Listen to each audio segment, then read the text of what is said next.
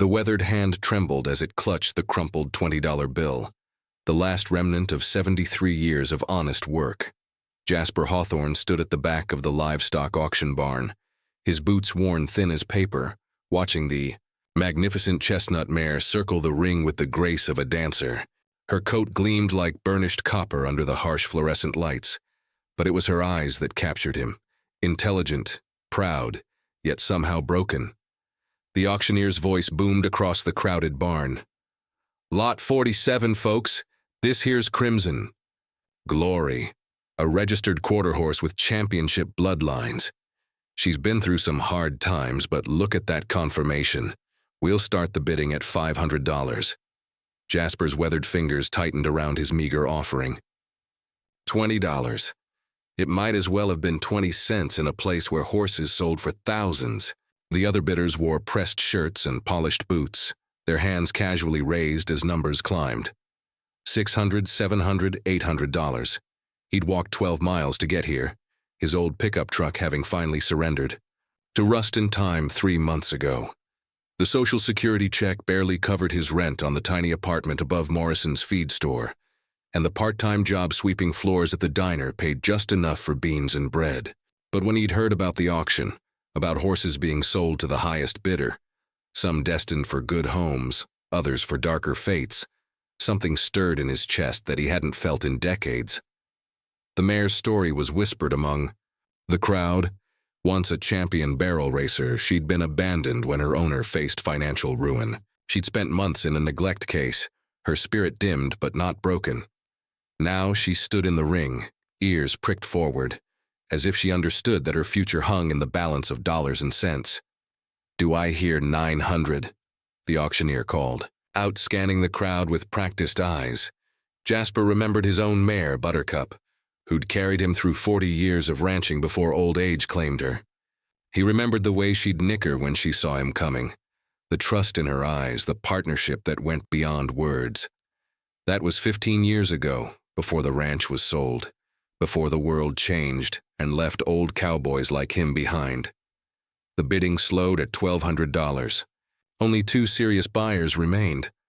A well-dressed woman with manicured nails who kept checking her phone, and a gruff man in the expensive hat who Jasper recognized as a dealer, the kind who bought cheap and sold to anyone with cash. No questions. Asked, "$12.50, do I hear $12.50? The auctioneer's voice grew more urgent. The woman shook her head and stepped back. The dealer stood alone, confident in his victory. Going once, going twice.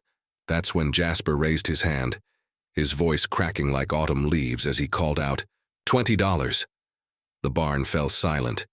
Every head turned toward the old man in the back corner, his clothes patched and faded, his face carved by decades of sun and wind. Some folks snickered, others whispered. The dealer's mouth curved into a cruel smile, but Jasper kept his hand raised high, holding that $20 bill like a flag of surrender and hope all at once. The auctioneer, a barrel-chested man named Colt Brennan, had been running livestock auctions for 30 years. He'd seen desperate farmers bid their last dollars on breeding stock, watched families lose generational herds to drought and debt, and witnessed more heartbreak than any man should. But something about the old cowboy's trembling voice made him pause mid-sentence. "Sir," Colt said gently into his microphone, his voice carrying across the suddenly quiet barn, "the current bid is $1,200. Jasper's shoulders straightened despite the weight of every eye upon him. "I heard you fine, son. But all I got is $20 and I'm bidding it all." A ripple of uncomfortable laughter moved through the crowd. The dealer, a man called Rusty Kowalski, who was known for shipping horses to slaughter when they couldn't be resold quickly, stepped forward with impatience. "Let's get on with this. I got $1,200 on the table." But Colt found himself studying, the old man's face seeing something there that reminded him of his own grandfather, a stubborn dignity that poverty couldn't touch. "What's your name, sir?" "Jasper Hawthorne," came the reply, steady despite the tremor in his hands. "Been around horses my whole life until life got in the way." The mare in the ring had stopped moving, her attention fixed on the old cowboy as if she recognized something in his voice. Her ears were pricked forward, her dark eyes alert with an intelligence that seemed almost human. "Tell me about your experience." "With horses, Mr. Hawthorne," Colt said, ignoring the impatient murmurs from the crowd and the dealer's obvious annoyance. Jasper's voice grew stronger, carrying the weight of decades of memory. "Worked the Lazy Diamond Ranch for 40 years. Broke horses, trained them, loved everyone like they were family. Had a mare named Buttercup who could cut cattle better than any dog, and she'd come running when I whistled, no matter where she was in the pasture."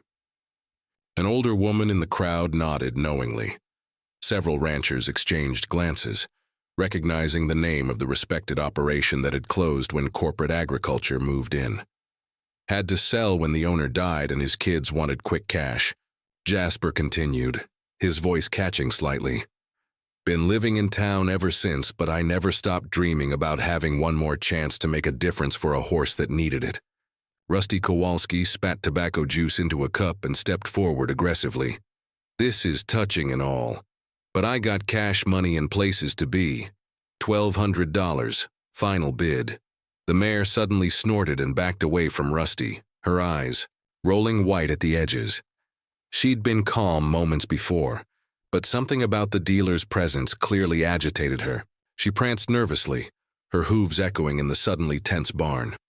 Colt watched the interaction with growing understanding. In his years of auctioneering, he'd developed an eye for reading both horses and people.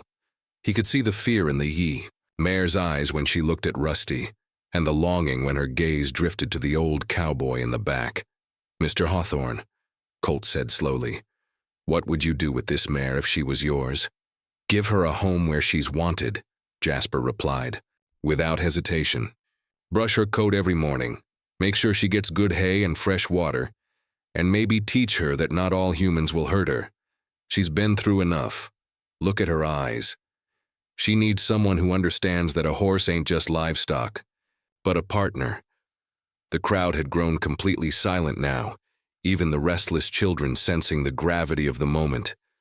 The mare stood perfectly still, as if listening to every word. Rusty's patience finally snapped. "Enough of this sentimental garbage. I bid $1,200 and I want my horse." But Colt Brennan was remembering his grandfather's words about the responsibility that came with the auctioneer's gavel, the power to change lives with a single decision. Colt Brennan set down his gavel and stepped away from the podium, his weathered cowboy boots echoing in the silent barn. In 30 years of auctioneering, he'd never stopped a sale midstream, but something about this moment demanded action beyond the simple exchange of money for flesh. "Folks," he said, his voice carrying without the microphone, "I need everyone to bear with me for a minute. This ain't about the highest bid anymore." Rusty Kowalski's face flushed red with anger. "The hell it ain't. I got $1,200. Cash, and that horse is mine by rights." Colt raised his hand for silence. "Mr. Kowalski, I've seen you buy horses at this auction for 5 years running. Every single one of them ends up at the slaughter truck within a week. Now that's legal, and it's your right. But today I'm thinking about what's right for this particular horse." The mare, as if understanding the conversation, had moved to the side of the ring closest to Jasper. She stood with her neck stretched toward him, her ears forward, making soft nickering sounds that carried clearly in the quiet barn. "Look at her," Colt continued, gesturing toward the chestnut mare. "She's choosing her person, same way horses have been doing for thousands of years. Money can't buy that kind of connection." A young woman near the front, a veterinarian named Dr. Paisley Ridge who treated many of the auction horses, stood up suddenly. "That mare's been through hell," she announced to the crowd. "I examined her when she came in. She's got scars from rope burns, poorly healed injuries from neglect, and she flinches every time a man in a hat approaches her. Every man except—" She pointed toward Jasper. "Look at how calm she is with him." Indeed, the mare had settled completely, her eyes soft and trusting as she gazed at the old cowboy. Jasper had moved closer to the ring, his own expression tender with recognition and hope. "This is ridiculous," Rusty exploded. "A business transaction ain't a fairy tale. I got money, he's got $20 and holes in his boots." But the crowd was beginning to shift, murmurs of agreement rippling through the barn. An old rancher named Dutch Carver, whose opinion carried weight in the community, stood up slowly. "Rusty, I've known Jasper Hawthorne for 40 years. If he says he'll care for that horse, you can bet your last dollar he will. That man's forgotten more about horses than most of us will ever know." Others began to speak up. The owner of the feed store confirmed that Jasper swept floors there every morning, never missed a day, never complained. A waitress from the diner mentioned how he always left his small tips for the other servers, keeping nothing for himself. Slowly, a picture emerged of a man who'd lost everything but his integrity. Colt found himself thinking about his grandfather, who'd taught him that an auctioneer's job wasn't just to get the highest price, but to make sure things went where they belonged. "Mr. Hawthorne," he called out, "come on down here and meet this mare proper." Jasper walked slowly toward the ring, his $20 bill still clutched in his weathered hand. As he approached, the mare moved to the fence, stretching her neck over the rail to sniff his shirt. When he reached up to touch her face, she didn't flinch away. Instead, she leaned into his touch with a soft sigh of contentment. "She knows," whispered an old woman in the crowd. "Animals always know." Rusty made one more attempt to assert his claim. "I don't care about your feelings or this horse's feelings. Business is business, and I got the winning bid." But Colt had made his decision. He climbed into the ring and approached Jasper and the mare, who stood together like old friends reunited. The barn held its breath, waiting to see what would happen when an auctioneer chose heart over commerce, need over greed. The choice he was about to make would either end his career or define it. But as he watched the old cowboy's tears fall onto the mare's copper coat, Colt knew there was really no choice at all. Colt Brennan stood in the ring with Jasper and the mare, feeling the weight of 300 pairs of eyes upon him. His decision in the next few moments would either make him a local legend or end his auctioneering career. But as he watched, the old cowboy's gentle hand stroked the mare's neck. He knew his grandfather would have done the same thing. "Folks," Colt announced, his voice carrying across the silent barn, "I'm going to do something I've never done in 30 years of running auctions. I'm going to tell you a story, and then I'm going to ask for your help." Rusty Kowalski started to protest, but the crowd's collective shush silenced him effectively. "My grandfather, Ezra Brennan, ran this same auction barn for 40 years before me," Colt began, his hand resting on the mare's shoulder. "He told me once that an auctioneer's greatest responsibility isn't to the highest bidder. It's to make sure things go where they're meant to be. He said there'd come a day when I'd have to choose between money and what's right, and that choice would define what kind of man I was." The mare had relaxed completely now, her head resting against Jasper's chest as he murmured soft words to her.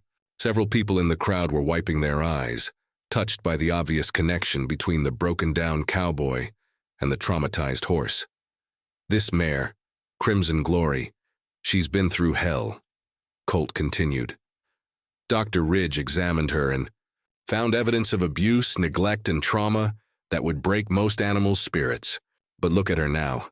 She's found her person and he's found his purpose." A middle-aged rancher named Hawk Stevens stood up in the middle section of the barn. "What are you asking, Colt?" "I'm asking this community to do something extraordinary," Colt replied, his voice growing stronger with conviction.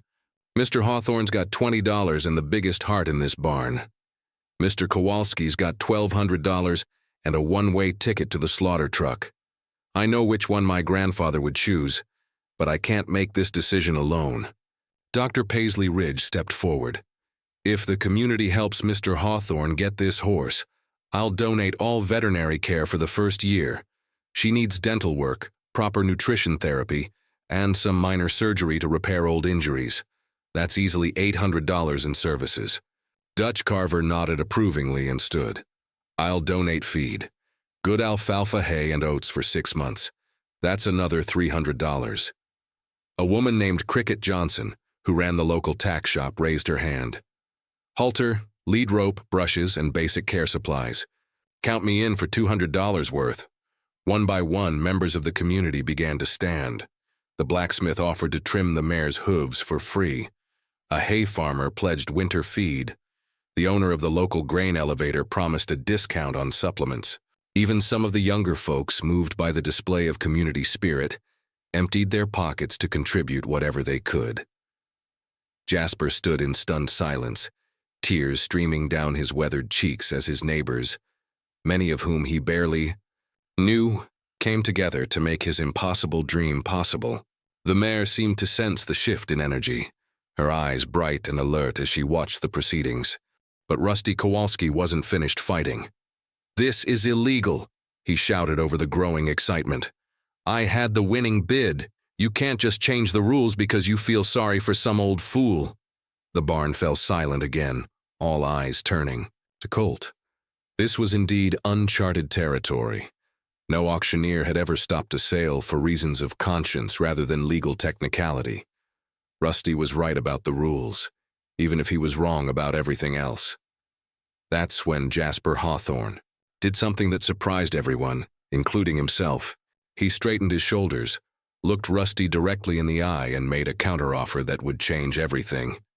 "I'll make you a deal, Mr. Kowalski," the old cowboy said, his voice steady and strong. "You and me, we'll settle this the old-fashioned way." The entire barn held its breath as Jasper Hawthorne faced down Rusty Kowalski. Two men separated by more than just the auction ring, separated by their understanding of what a horse truly meant. The mare stood between them like a living symbol of everything at stake. "What kind of deal, old man?" Rusty sneered, his confidence bolstered by the fact that he still held the legal high ground. "You got nothing I want except getting out of my way."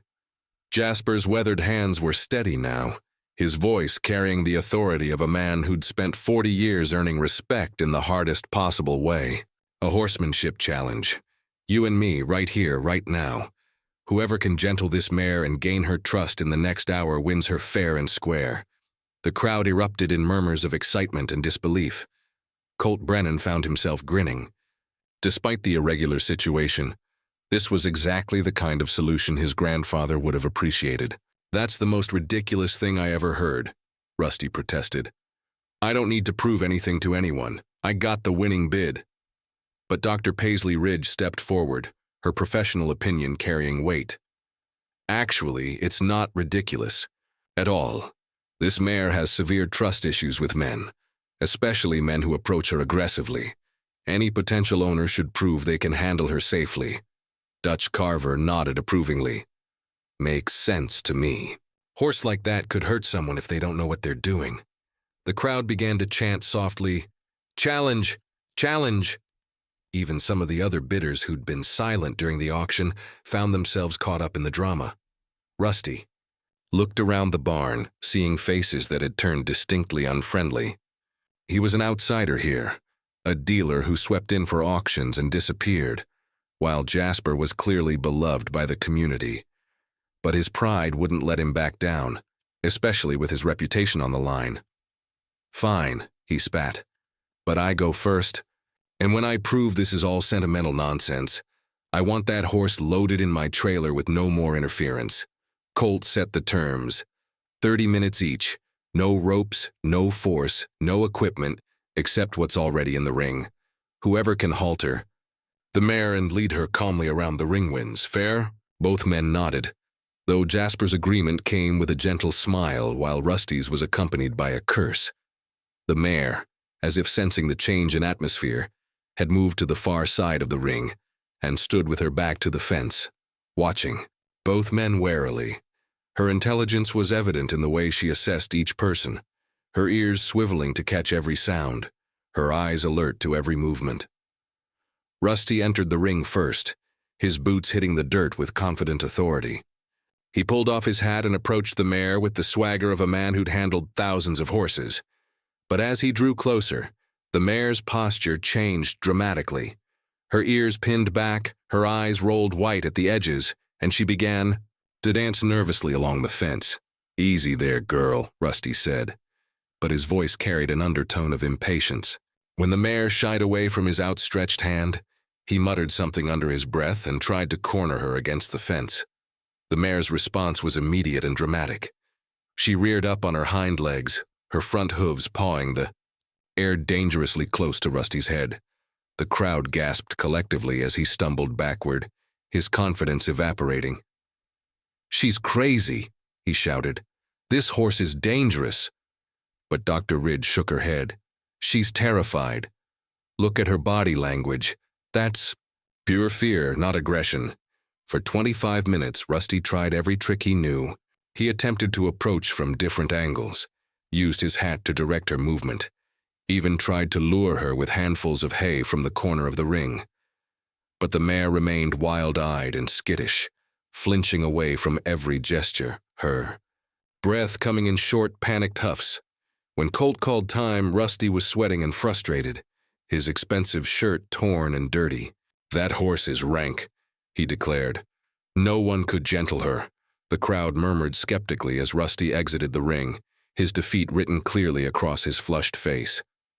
Now it was Jasper's turn, and everyone in the barn leaned forward to see if the old cowboy could succeed where the experienced dealer had failed. Jasper entered the ring slowly, his movements deliberate and calm. He didn't look at the mare directly, instead settling himself on a hay bale in the center of the ring, and simply sitting quietly, his hands resting peacefully in his lap. And then, something magical began to happen. Jasper sat motionless on the hay bale, his eyes cast downward, making himself as non-threatening as possible. The barn had fallen completely silent. Even the restless children seemed to understand they were witnessing something extraordinary. The mare stood pressed against the far fence, her sides heaving from the stress of Rusty's aggressive approach. But her ears had begun to swivel toward the old cowboy. Minutes passed like hours. Jasper didn't move, didn't speak, didn't even look in the mare's direction. He simply existed in her space, radiating the kind of calm patience that comes from a lifetime of understanding that horses operate on their own timeline, not human expectations. Slowly, almost imperceptibly, the mare's breathing began to settle. Her head lowered slightly, and one ear remained fixed on Jasper while the other monitored the crowd. Dr. Ridge watched with professional fascination as the horse's body language shifted from panic to curiosity. "What's he doing?" whispered a young boy to his mother. "He's letting her decide," came the soft reply from Dutch Carver. That's how Jasper always was with horses, never forced them to do anything, just made himself worth choosing. After 10 minutes of perfect stillness, Jasper began to hum. It was barely audible, a low melodic sound that seemed to resonate through the ground itself. The mare's head came up, her ears pricked forward with interest. She took one tentative step away from the fence, then another. The crowd held its collective breath as the mare began to move in a wide circle around Jasper, maintaining her distance but clearly drawn by something she sensed in him. Her movements became more fluid, less fearful, as if she was remembering what it felt like to trust. Jasper's humming continued, occasionally punctuated by soft words spoken so quietly that only the mare could hear them. "I know, girl. I know what it's like to be forgotten, to be afraid. But we're both still here, aren't we? Still fighting, still hoping." After 20 minutes, the mare had closed the distance by half, her curiosity overcoming her fear. Jasper slowly raised his head, and for the first time, their eyes met directly. What passed between them was something beyond understanding, a recognition of shared pain, shared resilience, and the possibility of healing together. The mare took another step forward, then another. When she was close enough to touch, Jasper slowly extended one weathered hand, palm up, fingers relaxed. The mare stretched her neck, her soft muzzle investigating this human who felt different from all the others. The moment her nose touched his palm, the barn erupted in whispers of amazement. But the mare didn't spook. Instead, she seemed to melt against Jasper's touch, as if she'd been waiting her entire life for this gentleness. With infinite care, Jasper rose from the hay bale, his movements slow and deliberate. The mare followed, his motion staying close to his side. When he walked to where the halter hung on the fence, she followed. When he turned to face her, she stood perfectly still, her eyes soft with trust. "May I?" he whispered, holding up the halter. The mare lowered her head in a gesture so clearly affirmative that several people in the crowd began to cry openly. Jasper slipped the halter over her ears with the reverence of a man handling something sacred. and when it was secure, he leaned his forehead against hers. "Thank you," he whispered. "Thank you for giving an old cowboy one more chance." Colt Brennan climbed into the ring, his own eyes bright with emotion. "Ladies and gentlemen, I think we have our winner." The crowd erupted in cheers and applause. That seemed to go on forever. But the real victory was evident in the way the mare walked beside Jasper as he led her around the ring, not being pulled or forced, but choosing to stay with the human who had proven himself worthy of her trust. Rusty. Kowalski had already left, his defeat complete and his pride in tatters. But no one noticed his departure because something far more important was happening. A community was coming together to ensure that this miracle had room to grow. Dutch Carver approached with a truck and trailer. "My pasture's got good grass and clean water. She can stay there as long as she needs." Dr. Ridge handed Jasper her business card. "Call me tomorrow. We'll start her recovery program." Cricket Johnson pressed a new lead rope into his hands. Every horse deserves good equipment. As the crowd began to disperse, each person stopping to contribute something, money, services, supplies, or simply a word of encouragement, Jasper stood with his arm around the mare's neck, overwhelmed by the generosity of strangers who had become friends. Colt Brennan approached him with a gentle smile. "Mr. Hawthorne, I never did finish that auction. According to my records, the winning bid was $20. I believe that makes this mare officially yours." Jasper's hand trembled as he pulled out his crumpled $20 bill, still his entire fortune, but somehow worth more than all the money in the world. As he handed it to Colt, the mare nuzzled his shoulder, as if she understood that her life had just taken a turn towards something beautiful. That night, as Jasper brushed the mare's coat in Dutch's pasture, she stood perfectly still, her eyes half closed with contentment.